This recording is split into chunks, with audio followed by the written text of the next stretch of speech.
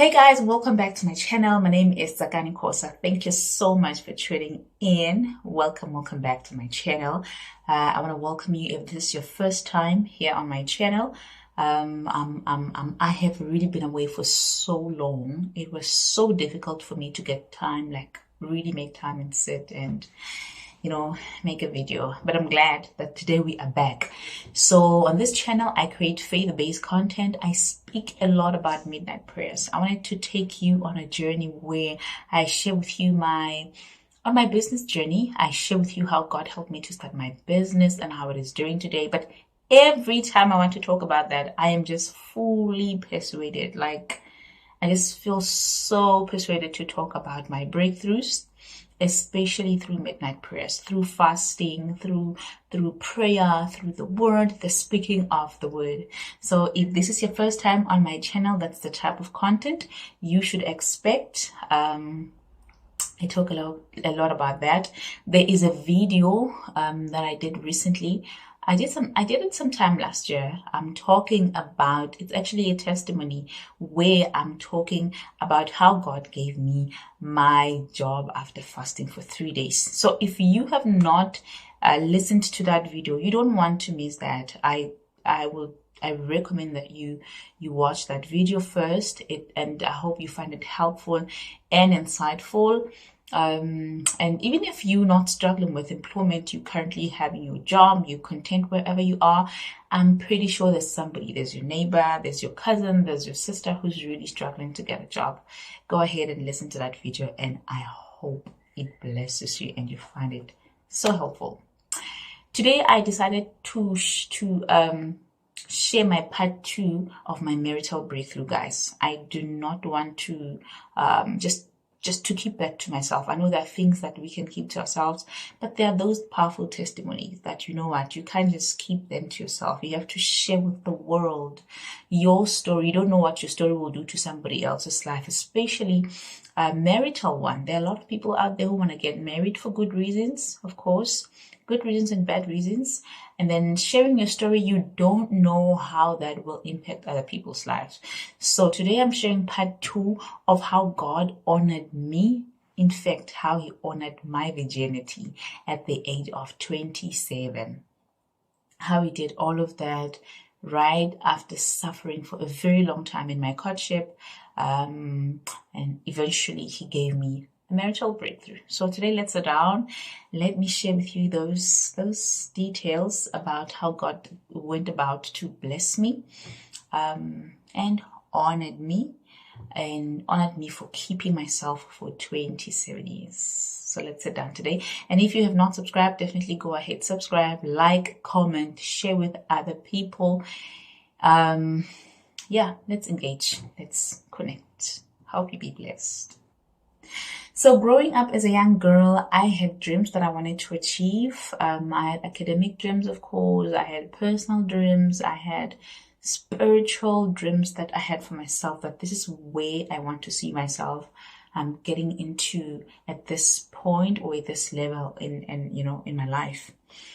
And then as somebody who's coming from a poor family background, at home we are 12 and only my dad was working. So you can imagine how the conditions were. It was so difficult for our parents to care for us in the way we would have wanted as children. So we struggled a lot growing up. But that, I think it came as, can I say as a gift? Like poverty was a gift. To me, it was a motivation to say, I don't want to see myself in this state again. I hated poverty with all that I am. I didn't want anything to do with poverty. That was the motivation behind me wanting a better life, me wanting a good life, me wanting to make my parents proud, me wanting to have a good family. That was because I grew up in an extreme poverty background. So I remember something that my mom would do as we were growing up was to sit us down and mentor us.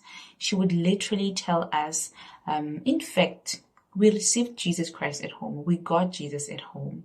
Our mom did that incredible job of preaching to us, telling us about Jesus, preaching to us, helping us to know the scriptures, helping us to know how to pray, how to preach, even to preach. We would literally preach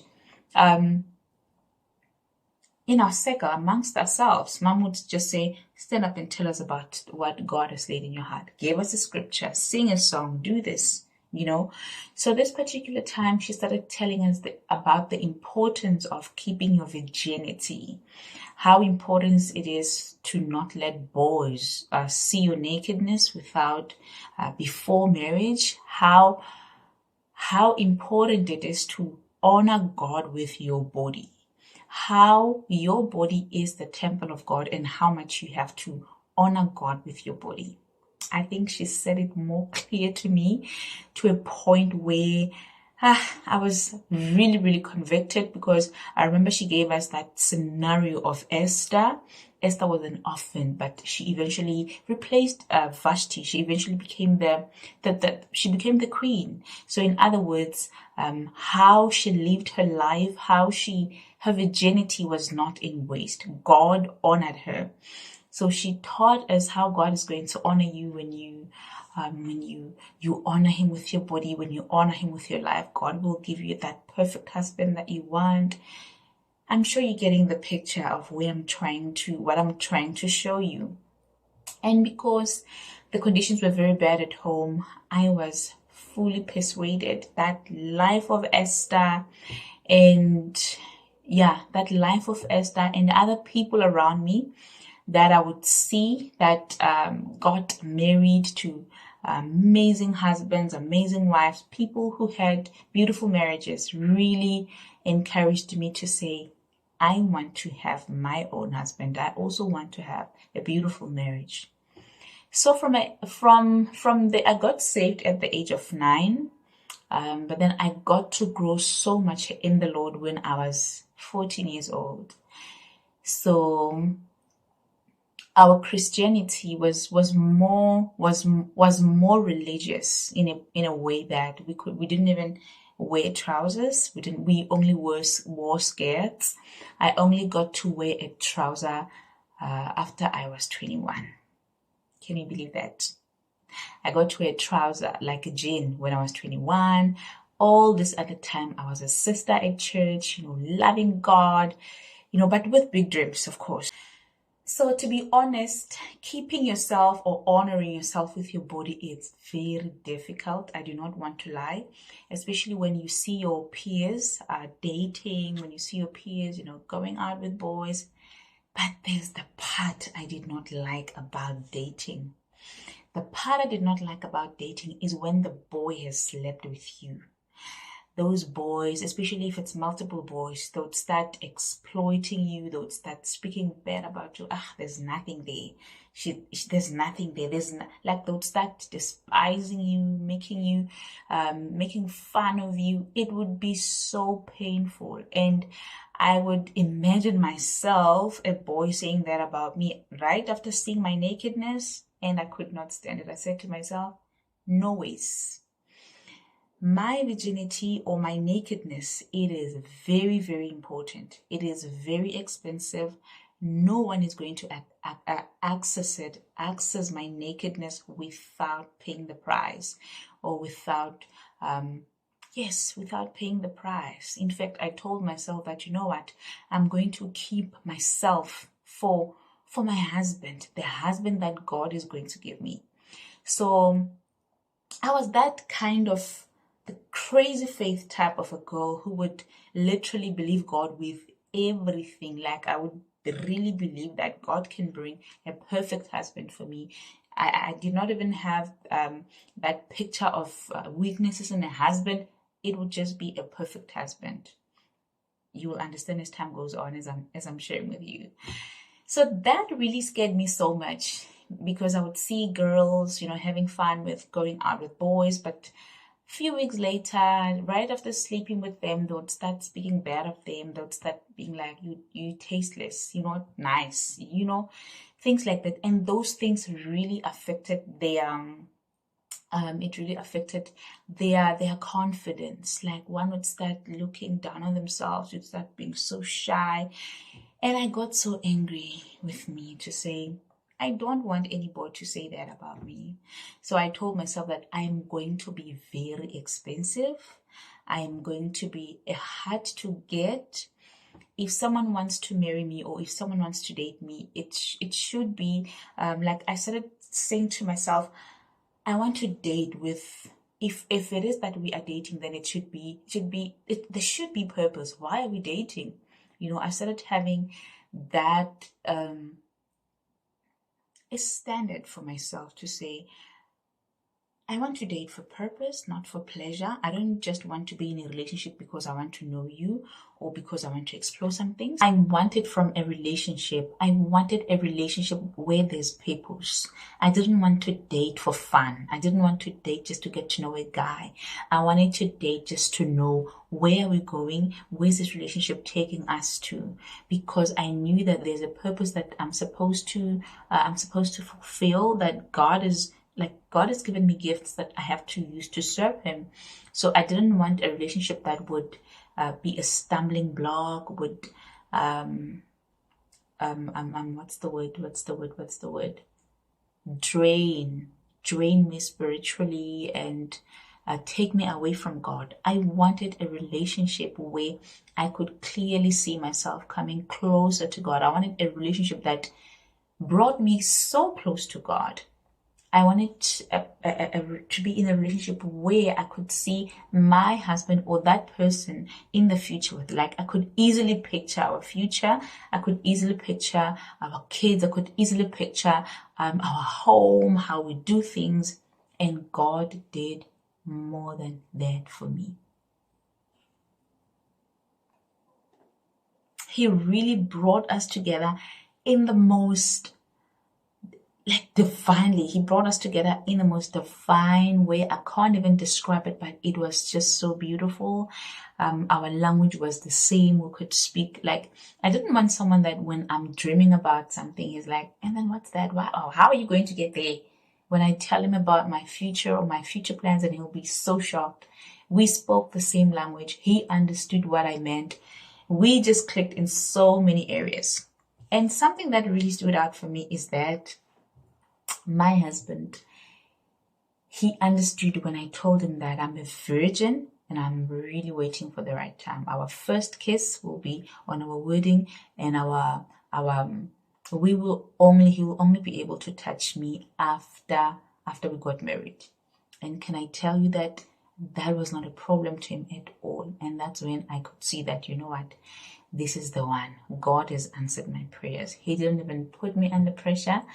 But I know along the way, somehow he did want to kiss me. But I was so shocked because I thought we were coming from a very same background. And I knew him as the pastor's child. And I was like, okay, this guy, what's that? I thought you knew we don't kiss. And so, but then as we grew closer to each other, we got to know each other way better. I got to understand that, okay, we are human, even our beliefs, even though we're coming from a different, same background, we see life differently. But he still honored my decision. He still stood by me, especially because I stood by him during those difficult times. So I remember right after my fiance finally got his job, he decided to say, I'm going to pay lobola at home. I want to marry you. I was very excited about that. Then right after lobola, we came back, we sat down, lobola and engagement, we sat down and we started looking at our finances. Those finances were very bad. We were broke, like literally broke. Of course I was working, but it was not really a serious job. It was a job where I could, take care of myself. my parents and, help with building at home. So there was no time for one to even, put money aside for their wedding and stuff. I didn't even put any aside for me. I just said to myself, God will make a way when things come. Like I did mention that I was that type of a girl who had that crazy faith. Of which, as time went by, I got to learn how to balance things. I got to learn that even if you believe God, you still have to use wisdom, apply wisdom to make certain decisions. So sitting down, looking at our situation, you could literally see that financially, it won't be wise for us to have a white wedding. But then what does that say to that little girl who wrote down, God, I want you to break my virginity. Like, I want my virginity to be broken in this way. Those dreams, what happens? Does that still say God is faithful? Does that still come back to say, yeah, God gave you what you wanted? But at that level, we sat down, we looked at everything. It was really not going to be wise for us to take that decision simply because we were going to start our home or our marriage with debts, and we didn't want that. So we agreed, both of us, to say, let's go tell our parents. We break the news that we are just going to have a blessing ceremony. They just bless us. We stay together. We start working. We put money aside, and then we celebrate. We have a white wedding later, maybe after kids. We broke the news to our parents that this is how we are intending to get married. We just want you to bless us, to have the blessing ceremony and just stay together, have kids, build our home, and then later on maybe we can celebrate. Because what we want now, we won't be able to afford it. But because our parents knew where we were coming from, how much struggle we endured, how much we have been through, they said to us, there is no way.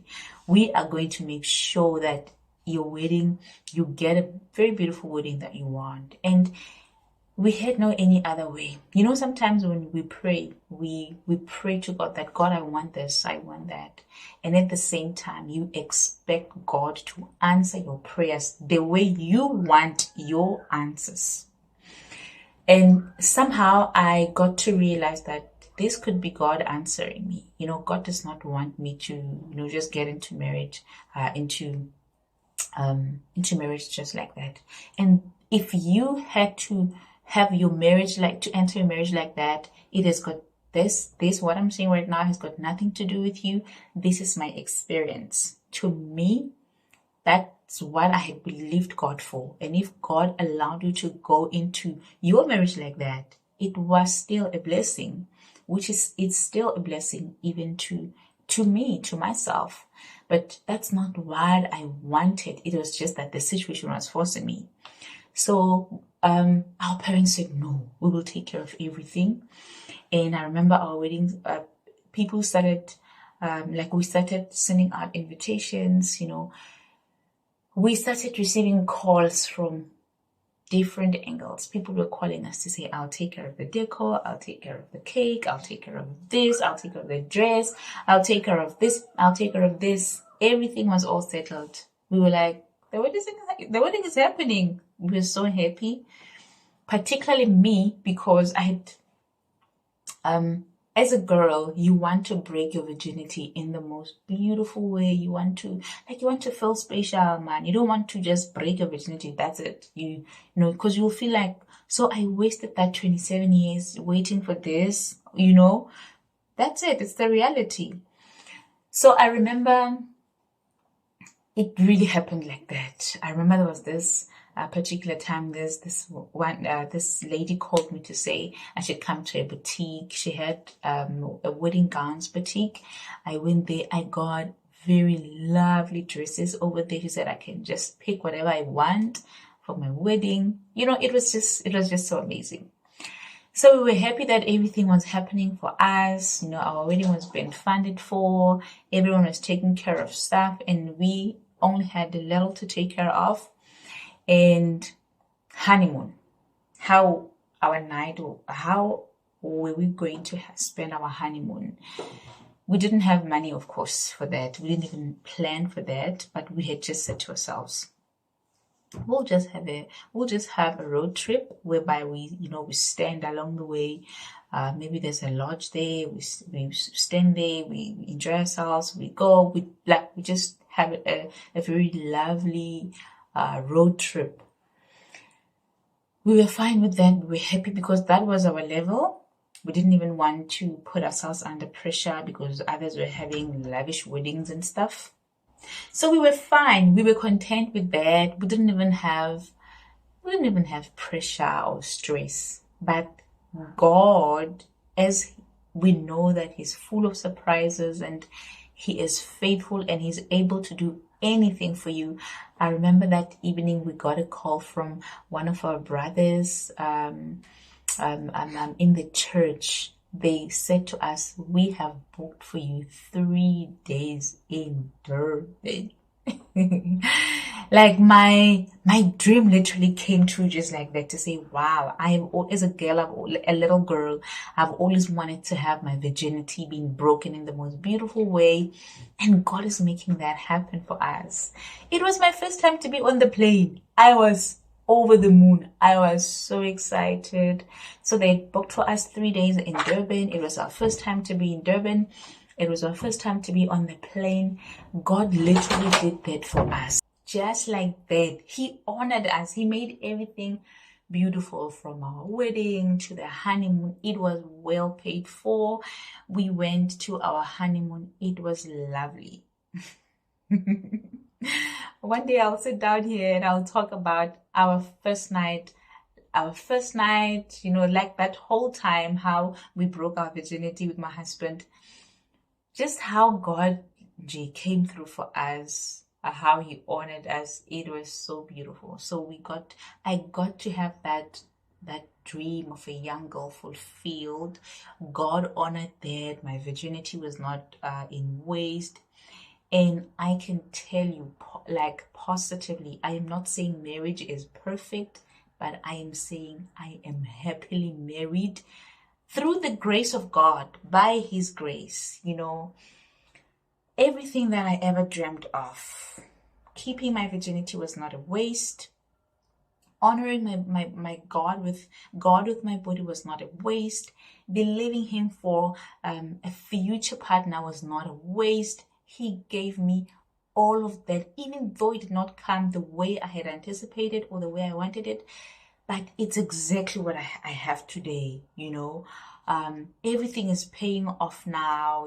Our family is beautiful. You cannot even tell that we started very low. And to be honest, I think I am very comfortable starting with someone from the lowest ground, because we had to build from scratch together. We had to keep growing gradually together, and that's what keeps us closer every day, keeps us connected every day, keeps us bonding every day. So that's it. That's how God did it for us. That's how God did it for me. Like how He honored my virginity. Keeping myself for that long, it was not in waste. So I want to encourage somebody out there. Maybe you have a young sister, maybe you are still a virgin, or you're believing God for a partner. Look, God is faithful. God can never be mocked. He is so faithful. You honor Him, He will honor you in the most amazing way you've ever imagined possible. Continue to do that. You are on the right lane. You are on the right path. You are doing the right thing. It's not going to be in vain. It will happen, because the main important thing that I wanted was to have a great marriage, was to have my children grow up in a very healthy environment. And that's what I'm having today. That's what I dreamt of. It's exactly what I have today. So God is faithful. God will bring you the partner at the right time, but I do not want to promise you that it will be easy. There's always war. There's always a battle. Everywhere something good has to come. Our marriage came at a cost. Our marriage came at a cost. We had to sacrifice. We had to believe God. We had to pray. And sacrificing, I mean, fighting for your marriage, of course, because as a virgin, as a young girl who was keeping herself for God, I thought everything was just going to be a walk in the park. Like I thought that, I would have a fiance who would just come to rescue me and take me to restaurants, do all of that. But sometimes purpose, it's costly. That's the price that you have to pay, to have to be that girlfriend who does not even receive good things sometimes, because that is not what really matters the most. What really matters the most is the purpose that you both carry. The devil knows that the two of you together, you are a dangerous, victorious team. That if he allows you to be together, then you know what? He knows that the purpose of God will be, will be fulfilled, and that will disturb his kingdom. So if you know that your marriage or your relationship it's about to glorify God, you must also expect backlashes. You must also expect war. You must not expect a walk in the park. But I am not saying that you must not enjoy that, because I also enjoyed my season. So there's something that I learned about that whole season that I wanted to share with you. Number one, virginity does not mean perfection. You can be a virgin and not perfect, of course. You can be a virgin and not perfect. Virginity does not necessarily mean wisdom. It does not really mean that you have wisdom, or it's wisdom. Let me put it like that. Let me not even complicate it. What do I mean by this? Being a virgin does not mean that God will bring someone who is so perfect, who does not have weaknesses, where everything will just move smoothly, and you don't have anything to worry about. I am telling you, imperfect things are actually beautiful things.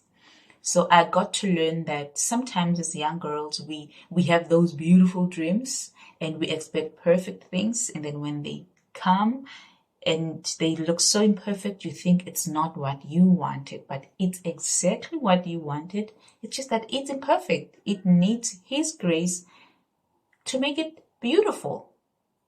Number two that I have learned, keeping yourself or keeping your virginity does not mean stopping to live.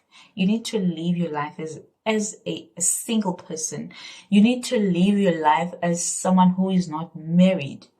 You need to enjoy, because I remember just because I was avoiding temptations, I was avoiding places that were really going to put me at risk of eventually breaking my virginity.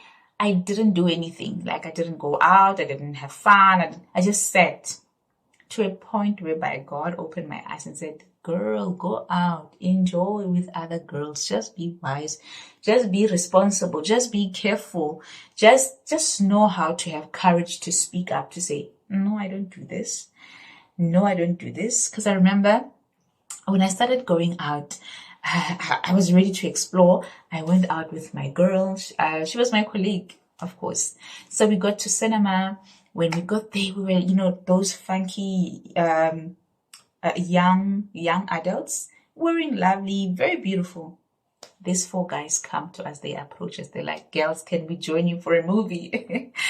And I was like, no ways, absolutely no ways. And my other girlfriend was ready to accommodate them. And she looked at me and be like, what's wrong, dude? What's wrong? And I'm like, no, but we can't have them. Like, we can't have them join us.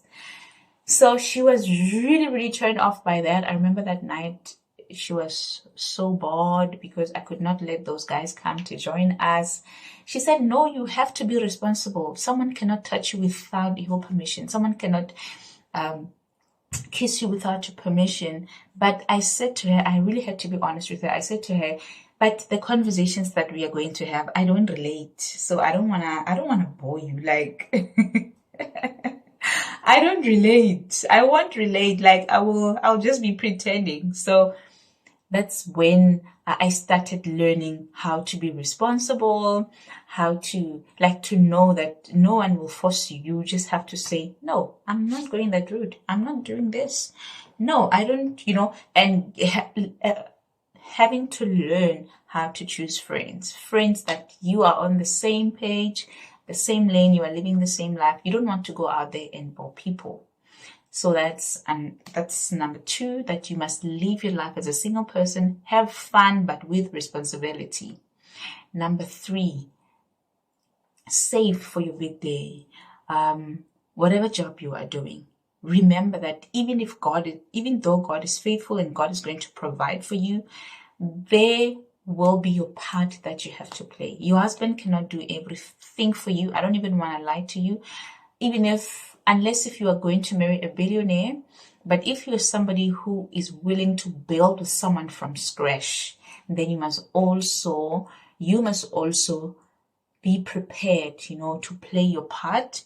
Not a part of marrying or paying the dowry for yourself. No, you must know the difference. You must know where you come in and where you stand. You stand out. There's his responsibilities and they are your responsibilities. I'm not talking about taking out money and say, go pay lobola for me. Not that one. So those are the things that I have learned. I have learned that is why in the Bible we have the wise virgins and the foolish ones. The foolish ones, they don't prepare. The foolish ones, they just literally wait for God. The foolish ones, they don't educate themselves. The foolish ones are really foolish. But the wise ones, they are responsible, they prepare, they are wise, they are wise. They know how to